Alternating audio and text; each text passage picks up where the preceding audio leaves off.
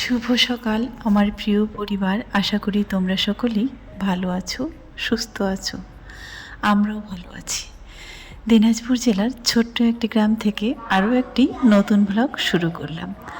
তো চলো, তোমরা সকলেই এই গ্রামের ভিডিওগুলো দেখতে ভালোবাসো। আর আমার তো গ্রামই ভালো লাগে, তোমাদের ভিডিওগুলো ভালো লাগে। আর আমি বাস্তবেই গ্রামে যে কাজকর্ম, রান্না বাড়া সব কিছু আমার বাড়ির আশেপাশে, আমার একেবারে গ্রাম্যময় জীবন, এই জীবনটাই ভালো লাগে। তবে হ্যাঁ, কাজের সূত্রে, কোনো কিছু সূত্রে যারা শহরে যায় আছে, তাদের মন কিন্তু সেই গ্রামেই পড়ে থাকে। আসলে যে যার মতো কর্মজীবন নিয়ে শুরু করে জীবনটা। তাই ইচ্ছে না থাকা সত্ত্বেও যারা শহরে থাকে তাদের উদ্দেশ্যেই বলছি, মনটা কিন্তু গ্রামেই পড়ে থাকে। এইখানে যে কতগুলো মাশরুম হয়েছে দেখলেই তোমরা বুঝতে পারতে, কিন্তু এই গ্রামের লোক আর এখনও এখানকার মানুষ সেগুলা খেতেই শিখেনি। আমরাও তো গিয়েছি, শহরে গিয়ে খাওয়াটা শিখেছি, গ্রামে কিন্তু শিখিনি। আর এই তো, এটা হচ্ছে আমাদের পুকুর। এখান থেকে কিছু কুলেখাড়া শাক নিয়ে যাচ্ছি।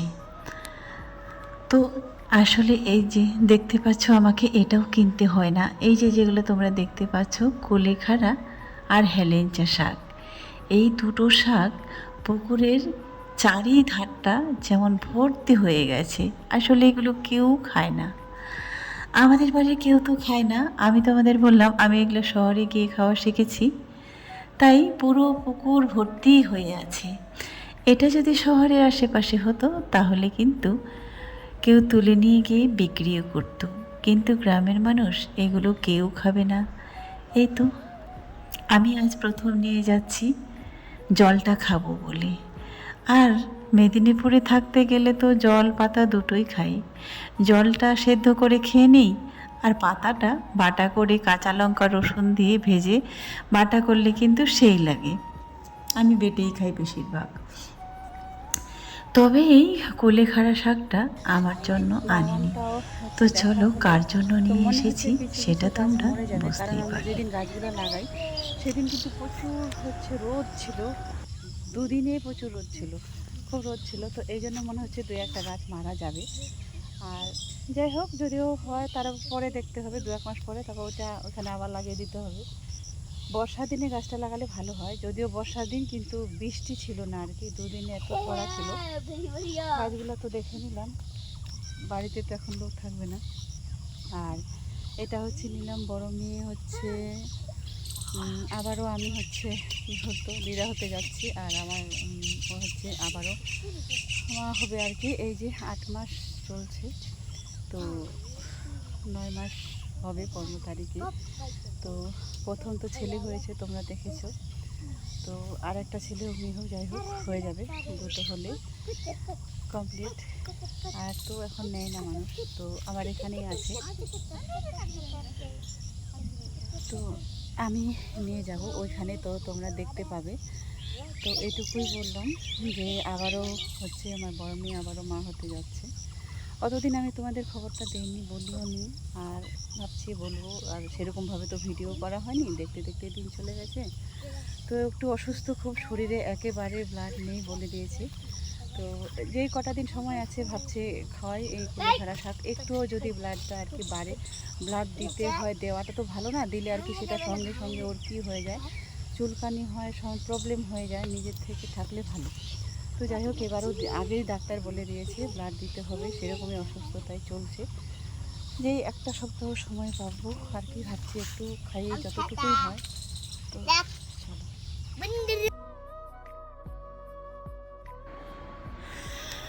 তো তোমরা শুনতেই পেলে, আমার বড় মেয়ে আবারও মা হচ্ছে, আমি হব দিদা। তবে এই মা হওয়ার জার্নিটা কিন্তু কখনোই সহজ ছিল না। তার জীবনটা আরও কঠিন ছিল, কারণ তার বাড়ি যেহেতু উত্তর দিনাজপুরে আর আমি থাকি মেদিনীপুরে। তো এখান থেকে মেদিনীপুর মানে প্রেগনেন্ট অবস্থায় এত দূরে যাওয়াটা, সেই জার্নিটা কিন্তু সব থেকে কঠিন একটা জার্নি।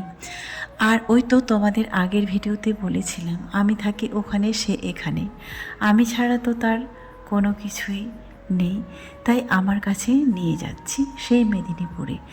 এই তো ভোরবেলা বেরিয়ে গেছি, এখন বাজে 5টা। ব্যাগপত্র তোমরা দেখতেই পেলে, আর আমরা এখন আছি দুর্গাপুরে দাঁড়িয়ে। ভোর 5টায় যে বাসটা আসে সেই বাসটা ধরবো, মালদায় নামবো। 7টা 49-এ আমাদের ট্রেন। মেয়ে হচ্ছে 8 মাসের প্রেগনেন্ট। তবে তাকে নিয়ে যাওয়াটা আর খুব একটা সহজ ছিল না। এখান থেকে মানে বাড়ি থেকে আমরা গাড়িতেই এসেছি, সেই 4 চাকায়, ওখান থেকে দুর্গাপুরে। এই দুর্গাপুর থেকে আবার বাসে উঠবো, বাস থেকে এই তো ফাইনালি ট্রেনে পৌঁছে গেছি। তবে কোনো সন্তানই বড় হয়ে বুঝতে চায় না আমার মায়ের জার্নিটা কেমন ছিল, আর মা হওয়াটা কতটা কঠিন। একটা বাচ্চাকে জন্ম দেওয়ার জন্য এই প্রান্ত থেকে ও প্রান্ত যখন মা ছুটে যায়, আর সব মিলে এই যে 10 মাসের একটা জার্নি, সেটা তো মানে কি বলবো, বলে বোঝানো তোমাদেরকে যাবে না। এই 8 মাস একটা প্রেগনেন্ট অবস্থায় সেখানে এখান থেকে তাকে মেদিনীপুরে নিয়ে যাওয়া, সেটা কলকাতায় বলতে গেলে চলে, কলকাতারই একটা অংশ। তো কোনোভাবেই তো সহজ ছিল না। তবে আমি বিশেষ করে এনেছি কেন, আমি তো সেখানে থাকতে পারবো না। আর মেয়ের শরীরে হচ্ছে একেবারে ব্লাড নেই। রায়গঞ্জে ডাক্তার সে আগে থেকে বলে দিয়েছিল ব্লাড নিতে হবে, তার একটা ব্যবস্থা করতে। তো তাই আমার এই কথাটা শোনার পরে একেবারে আমি বসে থাকতে পারিনি, তাই নিয়ে চলে এসেছি। এই তো ফাইনালি আমরা পৌঁছেই গেছি মেদিনীপুরে। আজকে হচ্ছে আজকে যে আসাটা খুব একটু তাড়াতাড়ি এসেছি, মানে এই 7:30টার মধ্যে আমরা ঘরে পৌঁছে গেছি।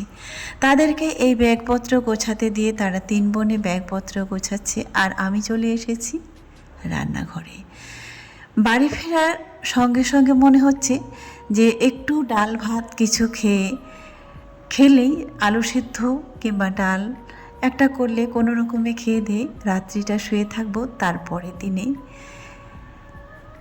হয়তো তরকারি দিয়ে খাবো, ভাত কি রান্না করব, এরকম একটা। এত যে 12 ঘন্টার জার্নি করে তখন আর এখানে এসে ইচ্ছা করে না যে রান্না করব কিংবা কাজকর্ম করব। তো যাই হোক, কোনো রকমের রান্নাটা করে ব্যাস খেয়ে দিয়ে আজকে শুয়ে পড়বো। এবার কালকে দেখা যাবে, কালকে পরশু দিনের মতো শাকসবজি চলবে, সেটা ওখান থেকে নিয়ে এসেছি। ওখান থেকে নিয়ে এসেছি বলতে যেটা খেয়ে দিয়ে বেঁচে গেছে সেটা তো ওখানে আর রাখা যাবে না, তাই সেটা নিয়েই চলে এসেছি। তো চলো, এই তো একে নিয়ে এবার ওদের শুরু হবে এক একটা দিন।